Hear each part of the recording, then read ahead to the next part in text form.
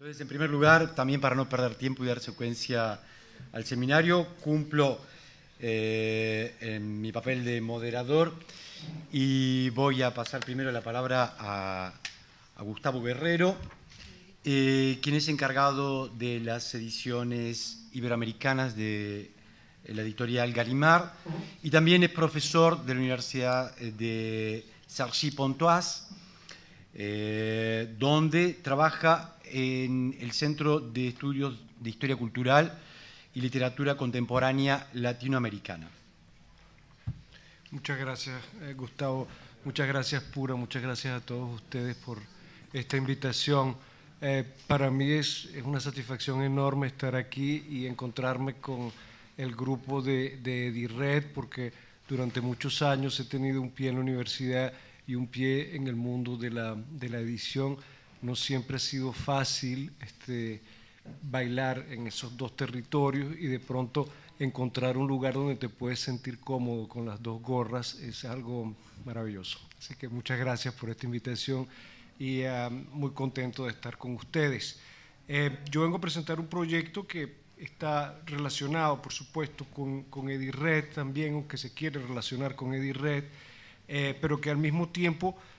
es un intento de recuperar algunos de los miembros de EDIRRED para otro proyecto. Es decir, de algún modo también quiero robarme a Pura, por ejemplo, y robarme a algunos otros colegas que están trabajando en cuestiones de edición, que conocen bien el mundo de la edición en Francia y que podrían integrarse de alguna manera a este proyecto que estamos llevando adelante con unos 10 colegas de diferentes universidades francesas y que estamos lanzando en este mes de octubre, en el mes pasado, perdón, a través de un seminario que tendrá lugar en la Escuela Normal Superior una vez al mes y en el cual vamos a ir trabajando regularmente sobre los distintos aspectos y temáticas de este proyecto interdisciplinario que les voy a presentar de una manera breve. Este proyecto se llama MEDET France 1950-2000 y es un proyecto de investigación interdisciplinario que se inscribe entre los campos de los estudios literarios, de la traductología y de la historia de la edición, el libro y la lectura.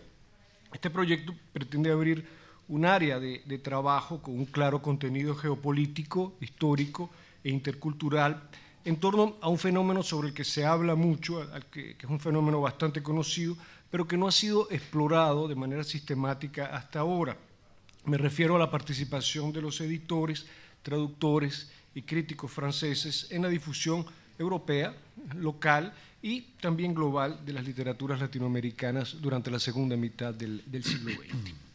Al igual que otros proyectos afines que se han presentado en Francia y en Europa últimamente, estoy pensando en el proyecto de Hash sobre las literaturas israelíes en Francia, estoy pensando en el programa europeo Reading Global, Constructions of World Literature in Latin America, que dirige Gesine Müller en la Universidad de Colonia. Estoy pensando en EDIRRED también, que trabaja dentro de esta idea.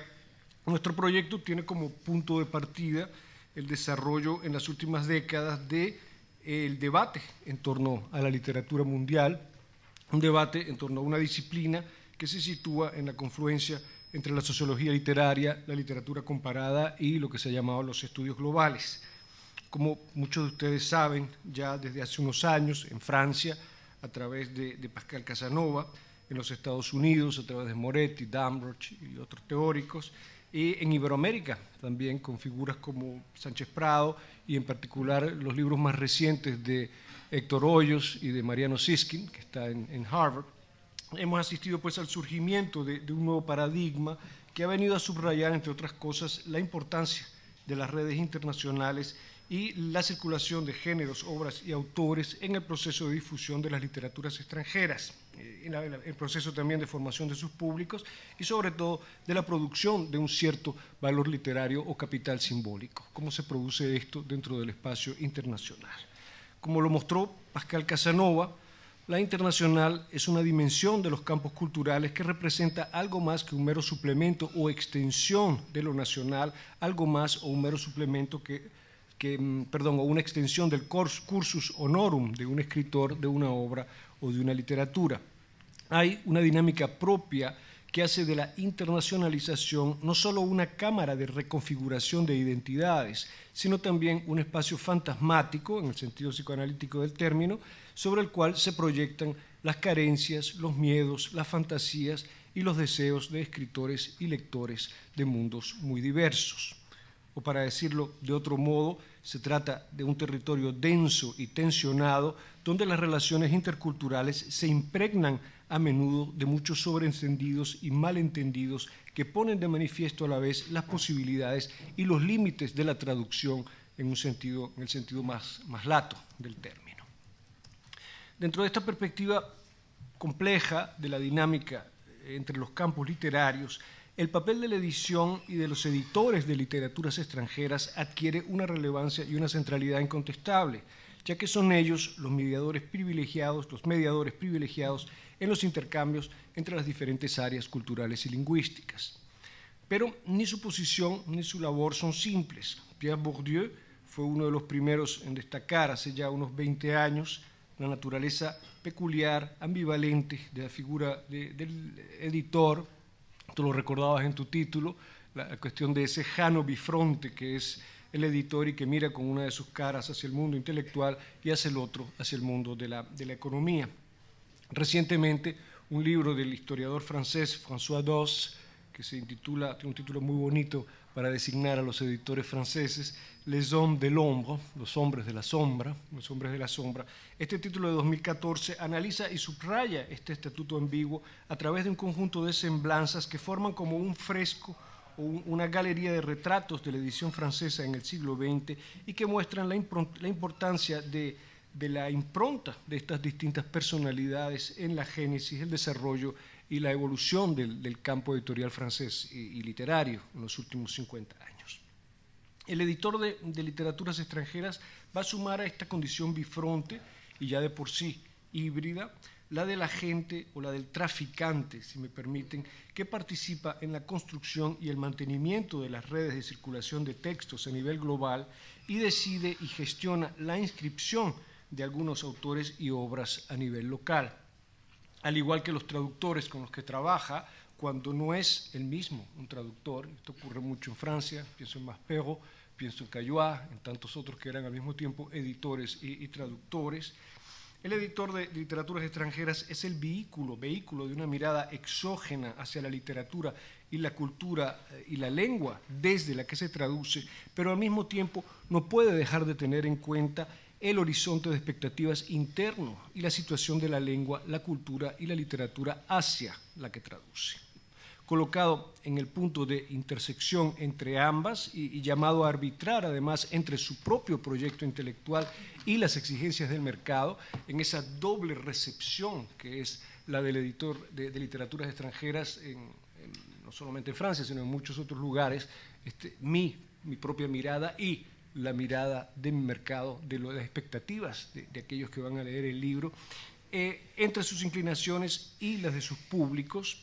El editor de literaturas extranjeras va a dibujar con su selección y su catálogo un mapa continuamente redefinido de la literatura mundial. En este mapa se van a superponer y se van a solapar una visión localizada del mundo literario de su época y al mismo tiempo, como bien lo señala Mariano Siskin en su libro, una reelaboración de la vieja y difusa utopía humanista de un mundo reconciliado por el ejercicio de las letras y la literatura, de un mundo que tendrá en la literatura la lengua común de todos los hombres. Esta idea de las luces que viene del humanismo y que tanto en la Francia de comienzos del siglo XIX como en la Alemania de comienzos del siglo XIX va a animar el proyecto de una literatura mundial. Tal y como Pascal Casanova supo mostrarlo en la República Mundial de las Letras, creo que, hay muchas críticas a ese libro, pero una de ellas, pienso, está en no ver los fundamentos humanistas del proyecto de la Ilustración que va a traducirse en el proyecto editorial francés desde el 19 hasta prácticamente el 20. A lo largo de todo el siglo pasado, el siglo XX, el papel de París y más generalmente de Francia fue muchas veces determinante en la configuración de algunos de los mapas más influyentes de la literatura mundial. Gracias al desarrollo temprano de sus industrias culturales, la capital francesa y el campo literario francés completaron el proceso de erigirse en grandes escaparates modernos de las literaturas del mundo y en poderosas fábricas del valor literario a nivel global. Lo uno y lo otro, lo uno por lo otro. Los estrechos y a menudo equívocos lazos que la edición francesa y la literatura latinoamericana tejen desde el siglo XIX, y lo hablábamos ayer, no solo no son ajenos a esta realidad histórica, sino que se inscriben plenamente en ella como elementos de una cierta política internacional francesa y también como estrategias de internacionalización que vienen a compensar el lugar de los autores y de las obras del continente latinoamericano, viene a reubicarlas, digamos, dentro de ámbitos de circulación más amplios. Basta mirar la lista de editores franceses de títulos procedentes de América Latina durante el siglo XX para darse una idea o para hacerse una idea de la intensidad de este intercambio. En muchos puntos, si miramos la segunda mitad del siglo XX, esa lista se confunde con las de las semblanzas del propio François II cuando pinta este paisaje de la edición francesa, y es también como una pequeña historia de la edición de la Francia moderna y contemporánea. En esa lista, si la tomamos desde los años 30, aparecen figuras como la de Valéry Larbaud, como la de Roger Caillois, como la de José Corti, como la de Maurice Nadeau, como la de François Maspero, como la de Claude Durand, como la de Christian Bourgois, como la de Pierre Segers, como la de Severo Sarduy y también como la de Héctor Bianchotti, entre muchos otros. Y en este proceso participan casas como Gallimard, Mercure de France, Julliard, Flammarion, Grasset, Le Seuil, Bourgois, Métellier, etcétera, etcétera, etcétera. Una rápida ojeada al estado de la cuestión muestra que si bien el latinoamericanismo francés no ha ignorado estos hechos, ha preferido, sin embargo, como otros estudios de literaturas periféricas o no occidentales, dar prioridad a temas históricos e interculturales que subrayen la importancia de los intercambios entre escritores, escuelas, estéticas y corrientes de pensamiento, a menudo sin referencia directa o explícita a la mediación editorial francesa ni al papel que esta mediación pudo desempeñar. En esto, los estudios latinoamericanistas franceses no son muy distintos de lo que pasa en muchos otros lugares. La mediación francesa es como si, la mediación editorial, perdón, es como si no existiera. Es como si los libros o los textos llegaran sin libros a la gente, y eso ya todos lo conocemos. Abundan así en las bibliografías trabajos sobre el lugar de París en los imaginarios latinoamericanos de los siglos XIX y XX, o monografías y estudios dedicados a la estancia de ciertos escritores latinoamericanos en la capital francesa, o bien libros y artículos sobre la recepción y las reapropiaciones del positivismo, de las estéticas de las vanguardias, del existencialismo, del estructuralismo o aún del postestructuralismo. Pero la cuestión de la mediación editorial no aparece en estos trabajos, sino de modo bastante secundario y oblicuo. Existe una excepción, y se trata además de una excepción notabilísima por lo que toca al siglo XX. Me refiero al libro de Sylvia Molloy, La difusión de la literatura hispanoaméricaine en France au XXe siècle, libro de 1972, desgraciadamente no traducido al español. Habría que hacerlo en algún momento. Miro a José Luis, así como si... Este libro es la versión revisada y extendida de la tesis que Silvia redactó bajo la dirección de René Etiamble,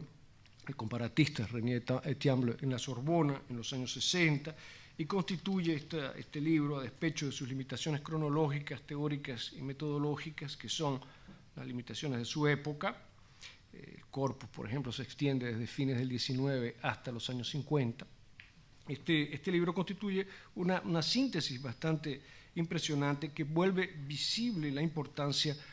por primera vez, la importancia de la mediación editorial francesa en muchos autores latinoamericanos hasta los años 50. Molloy va a organizar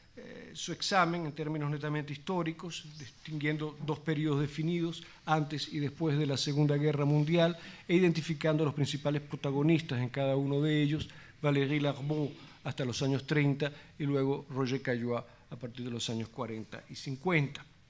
Escrito en medio del boom, en aquel momento de alta efervescencia internacional en torno a la novelística latinoamericana, El libro de Molloy tiene, entre otras virtudes, la de escapar de esa actualidad y la de darle una profundidad histórica a la difusión e internacionalización de las literaturas latinoamericanas, que no empieza, un proceso que no empieza en 1966 ni 1965, sino que es muy anterior, como ella lo muestra. Es una temprana invitación, pues, a inscribir ese presente dentro de un proceso de duración más larga, que empieza con la presencia de nuestros románticos en Europa, que pasa sin duda por los modernistas, que atraviesa las vanguardias y que para Silvia en aquel momento desemboca en el caso de Borges, que sería como el punto final de su libro y el momento en que la literatura latinoamericana, a través de la recepción internacional de Borges, cobra un lugar en el mapa internacional. La difusión de la literatura latinoamericana en France au XXe siècle es un libro fundador, ya que es el primero que presta una atención especial al estudio de las políticas editoriales de las casas y colecciones francesas, como la famosa y ya mencionada de Roger Caillois, La Croix du Sud, que albergaba Gallimard, pero es un libro también que es una suerte de excepción. Desde la publicación de esta obra ha habido otros trabajos sobre La Croix du Sud, trabajos de Fell, por ejemplo, trabajos de Annick Louis, también sobre Roger Caillois. Yo mismo escribí alguna cosa sobre La Croix du Sud hace unos años, pero no ha habido ningún proyecto de investigación estructurado y sistemático en torno a las literaturas extranjeras y el campo editorial francés, algo que, digamos, pudiese prolongar el libro de Molloy y que nos ayude a examinar los diversos aspectos de la mediación editorial. El paisaje ha cambiado, sin embargo, en las últimas décadas, gracias al desarrollo de los estudios sobre la edición en la propia Francia, con el grupo de Molière en Versalles. Está también Roger Chartier, que ha hecho muchísimo para el desarrollo de los estudios sobre la edición. También el desarrollo de grupos de trabajo en España, en Argentina, en Estados Unidos. Aquí y allá, en estos últimos años del siglo XX y comienzos del XXI, el interés por la cuestión editorial señala un cambio de actitud y un cambio sustancial en nuestra manera de interpretar el hecho literario, tanto en los contextos nacionales como en los contextos internacionales o globales. Su ascenso se acompaña, en ciertos casos, con el proceso de organización de los archivos de los editores y casas editoriales, así como también con la organización del patrimonio de los traductores y críticos de literaturas extranjeras. Es el caso en Francia, con la creación del Instituto Memoria de la Edición Contemporánea, IMEC, en 1989, que constituye un momento clave dentro de este proceso de organización de los archivos editoriales en Europa. El reciente acceso a esta documentación permite hoy entrever con más claridad el papel histórico que desempeña la mediación editorial y, por lo que nos concierne, permite acercarse a los procesos de selección, traducción y promoción de las obras extranjeras, así como también a las modalidades de su integración dentro del campo de la literatura francesa y por su intermedio, a veces europea y a veces mundial. Nuestro proyecto de investigación se plantea como un primer estudio sistemático y de largo aliento en torno a este vasto corpus. Para ello vamos a partir del concepto de mediación editorial, que entiende la edición y el libro como una proposición de lectura de una obra escrita o visual a través de un dispositivo conceptual y formal, papel, formato, caracteres, diseño de texto y también establecimiento de texto, presentación, traducción. Un dispositivo, pues, que condiciona su sentido y, vamos a decirlo, sugiere una forma de interpretación.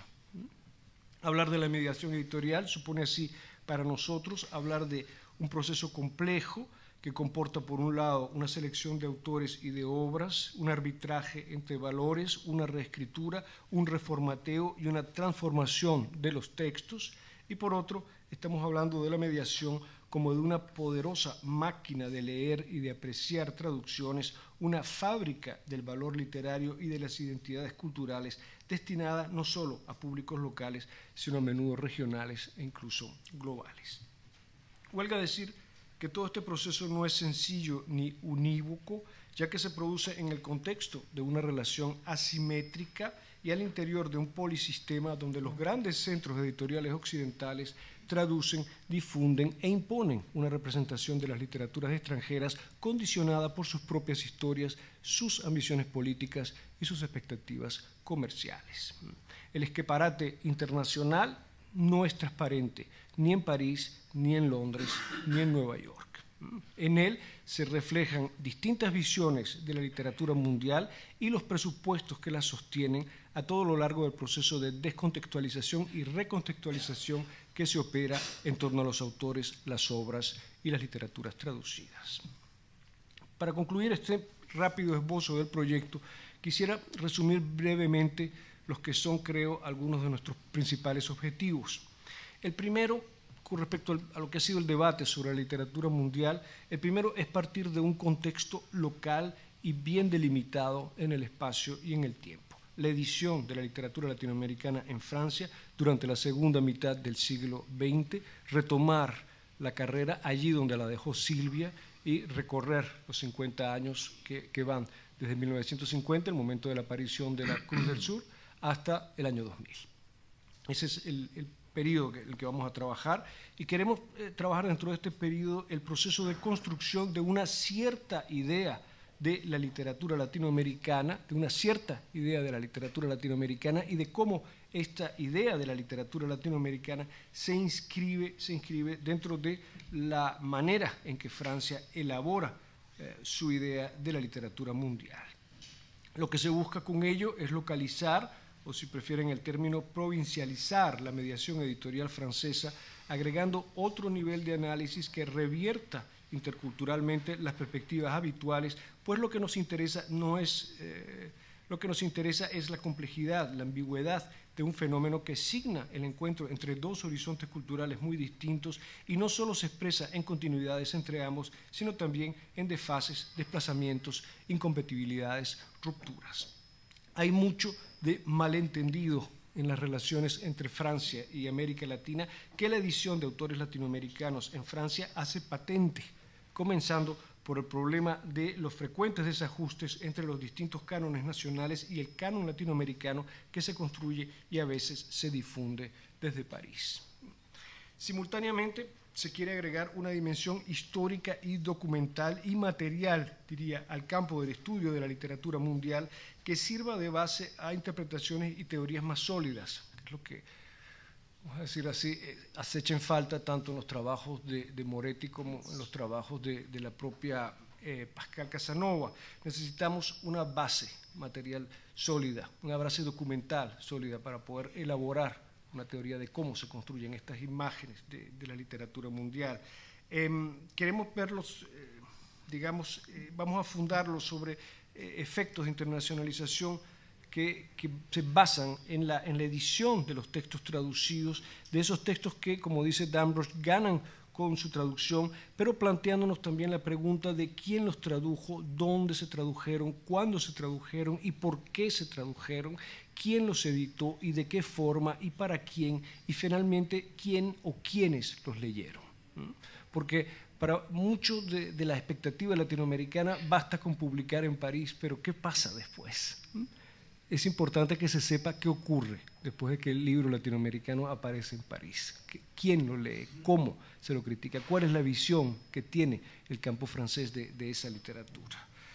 Por último, quisiéramos completar el análisis con las consecuencias de la mediación editorial francesa, tanto en los contextos originales desde donde proceden los textos, como en los grandes centros editoriales internacionales. La pregunta aquí es cómo inciden o no las traducciones y ediciones francesas de autores y textos latinoamericanos en la difusión global de dichos textos y autores y al mismo tiempo en la reapreciación que se hace de los mismos en sus contextos originales a nivel nacional y local.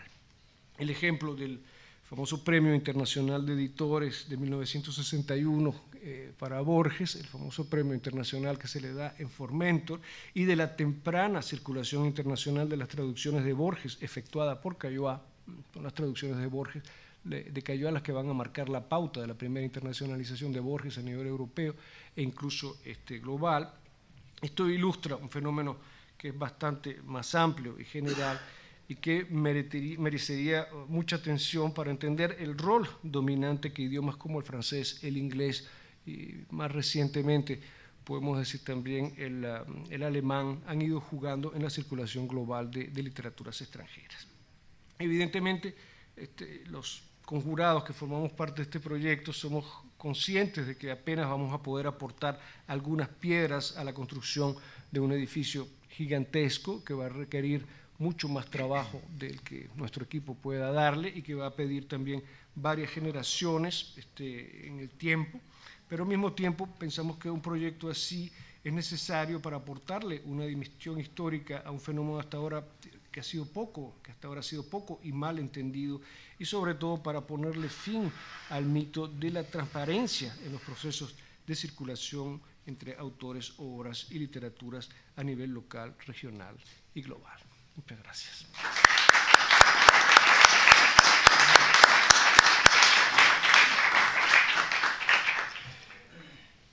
Bueno, yo encantado, realmente fascinante el proyecto que nos acabas de mostrar, Gustavo, y creo que traes un montón de material de lo que yo quería aportar. Si bien aparezco como moderador de la mesa, no quería dejar de decir algunas cosas a partir de mis experiencias como investigador argentino trabajando sobre Brasil, sobre México, sobre la Feria de Frankfurt. Digamos, siempre he intentado trabajar desde el año 92, en que estoy haciendo estudios sobre libre edición, con una perspectiva transnacional, siguiendo un poco estas hipótesis, ¿no?, de que las culturas nacionales, las relaciones internacionales son una condición genética y condición de existencia de las culturas nacionales. Y por lo tanto, el nombre de esta mesa, que yo me tomé muy en serio, la edición latinoamericana, impone un problema heurístico mayor, en la medida en que el gran proyecto que coordina Pura y nos convoca, y estamos todos muy contentos de participar, obviamente avanza a partir de una catalogación y clasificación de los autores, de las editoriales y de las experiencias editoriales por culturas nacionales, ¿verdad? Y en todo caso agrega un desafío de cómo clasificamos a los hechos que pueden ser históricamente validados, reconocidos y efectivamente objetivables como latinoamericanos. Entonces yo un poco había armado toda una reflexión de lo que yo llamo las categorías continentales, ¿no? Porque de alguna medida, obviamente, Latinoamérica es una variante entre una constelación de sustantivos y adjetivaciones, que puede ser, ahora es sudamericano, iberoamericano, hispanoamericano, lusoamericano, y como sabemos son categorías históricas y sociales en disputa, en competición y que colisionan históricamente entre sí, ¿no? Entonces, en primer lugar, yo creo que parte de los desafíos de conocimiento que nos presenta todo ello es, por un lado, desenraizar de la sustantivación de la localización geográfica en América Latina o en Iberoamérica para que un hecho sea reconocido como tal. Y Gustavo nos acaba de traer la mejor muestra. América Latina ha tenido en París históricamente y otras capitales mundiales, no tantas, centros decisivos de irradiación, de legitimación, de cristalización, y sigue siéndolo. O sea, su proyecto, por ejemplo, me parece genial, que abarquen hasta el 2000. Yo hice una etnografía del Salón du Livre de París en el año 98, cuando Brasil fue país invitado de honor. A partir de ahí seguí a Brasil, había seguido a Brasil ya en Frankfurt en el 94, después seguí con Argentina 2010, Brasil 2013, haciendo trabajo de antropólogo, que es mi profesión, ¿no? Y efectivamente en esos momentos se muestra como nunca, sale a escena el Estado y el mercado acompañando a los empresarios culturales, a los escritores, a los productores culturales, en la construcción, imposición y en las disputas internacionales que supone la imposición de algo como literatura, esta labelización latinoamericano, iberoamericano, lo que fuere, teniendo en estos polos centrales de la dominación simbólica mundial centros de consumación. Entonces, efectivamente, creo que cómo hacer, no sé, tengo algunas ideas, ¿no?, que yo acá había organizado, inclusive hasta en un PowerPoint, pero no me animé a terminar de trabajar, sobre qué clase de objetos, efectivamente, para comprender la historia de la edición latinoamericana, deben ser comprendidos en estas disputas, tanto por un lado pensar qué editoriales, qué agentes, qué editores, quiénes acumulan el capital de reconocimiento para trabajar en escala iberoamericana, latinoamericana, sudamericana, en fin, en estas espacialidades que trascienden las fronteras nacionales. O sea, abarcar lo que está tan de moda últimamente, la historia transnacional, ¿verdad? Pero efectivamente eso no compete a cualquier agente de la historia, sino a cierta clase de agentes dotados o que acumulan ciertas propiedades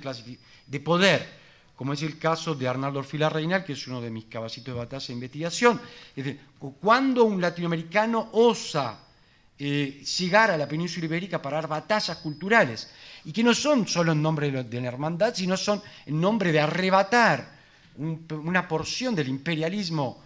colonial que hasta el día de hoy intenta seguir haciendo negocios en sus ex colonias, ¿verdad? Entonces es una historia riquísima, pero que al mismo tiempo es muy difícil de objetivar, ¿no? Entonces, por un lado, yo creo que es necesario trabajar con sensibilidad de antropólogo en las formas nativas de clasificación, ¿no? Cuando hablamos de Latinoamérica, Iberoamérica, etcétera, es qué se está denotando como tal, quién clasifica, o sea, el uso de esas categorías. Porque partimos de nosotros mismos, de la naturalización, de que por ser parte de una comunidad lingüística, automáticamente podemos transitar entre esas categorías. Sin embargo, sabemos que no es así, ¿verdad? Bueno, es en esa disputa permanente de lo que llamamos categorías continentales, hay ciertamente cierta clase de objetos que son nítidamente americanistas, latinoamericanistas, iberoamericanistas, ¿no? Por ejemplo, yo he trabajado en la colección Tierra Firme del Fondo de Cultura Económica. Tal vez una de las más exitosas a lo largo del tiempo en la posibilidad de efectivamente implantar a través de la fuerza que la edición propone un tejido de redes de alianzas entre intelectuales a escala continental, pero fue algo construido por los editores, ¿verdad? El editor como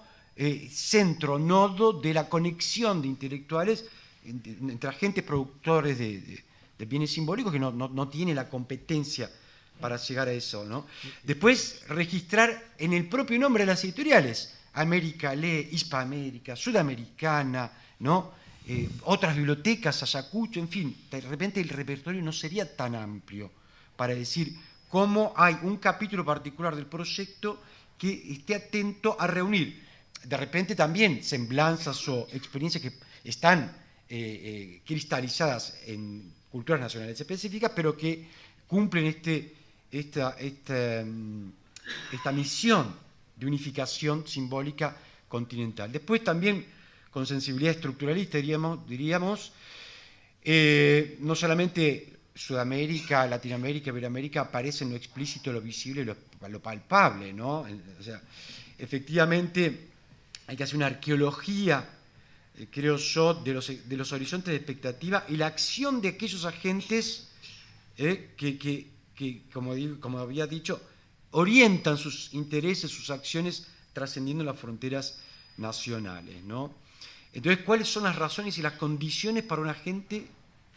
para actuar en esa escala? ¿Quiénes son los que internacionalizan nuestras historias culturales a través de la edición? ¿Qué ambiciones y rasgos estructurales comparten los agentes de ese tipo? O sea, hay toda una tipología de cosas que giran en torno a esto, ¿no? Los latinoamericanistas, los americanistas, los iberoamericanistas, y siempre pensando eso como categorías en disputa, porque son modos de afirmación identitarias, ¿no? Y son relativas a una constelación de categorías alternativas vigentes y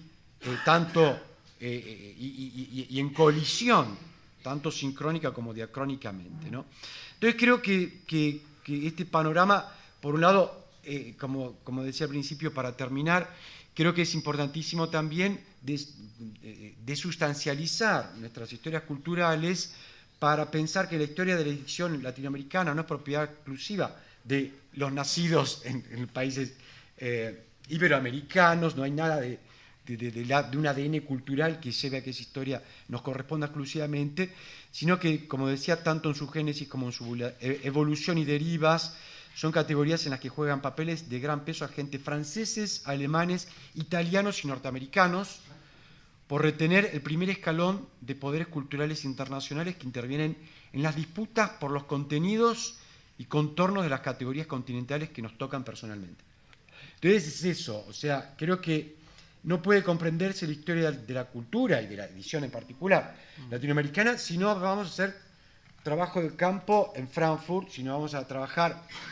con los agentes literarios europeos, Raigude Martins en Alemania, obviamente Carmen Balcells o Willy Javelson para los argentinos, pero Anne-Marie Métayer en Francia, Unie Carvelis y como antecesora en Gallimard de las funciones que está haciendo Gustavo Guerrero actualmente. Ugne Carvelis, Ugne. Claro. Y tantos otros capítulos, ¿no? Y como decía, también esto que yo por ahí ya le había mandado en algún mail a Pura, de cómo esto también es muy visible en lo que pueden ser semblanzas de eventos, es decir, colecciones editoriales, eventos, como por ejemplo los países invitados, los países iberoamericanos, cuando son invitados de honor en Frankfurt, en París especialmente, y en algún otro escenario de ese tipo, que revelan especialmente, como digo, de cómo los editores o el mercado y el Estado guían y articulan en distintos momentos de la historia las posibilidades para la internacionalización de nuestra cultura. Simplemente eso, y digamos, una felicidad enorme de ver un proyecto tan centralmente orientado en ese sentido como el de Gustavo. Muchísimas gracias. Muchas gracias.